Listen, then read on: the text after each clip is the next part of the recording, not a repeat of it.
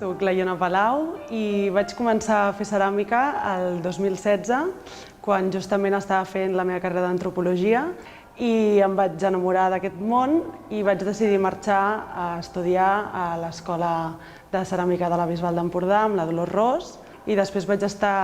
estudiant el grau superior a l'Escola d'Art de la Industrial de Barcelona.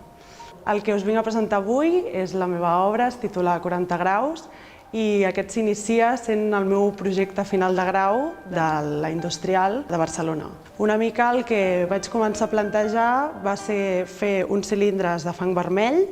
els quals els porto a una temperatura de 1.200 graus i intento que es deformin per intentar plasmar la meva deformació que tinc a l'esquena, que es tradueix en una escoliosi de 40 graus. He continuat investigant diferents tècniques de construcció d'aquests cilindres, amb el torn, amb la tècnica dels xurros, amb la tècnica de la impressió 3D i també de les planxes, i el que presento aquí una mica és aquesta representació d'aquesta investigació que he fet durant tot aquest temps. El que pretenc també amb aquesta obra és reivindicar el fang vermell com a material plàstic per crear obra artística i vull una mica que la gent se n'adoni de la potència plàstica que té aquest fang.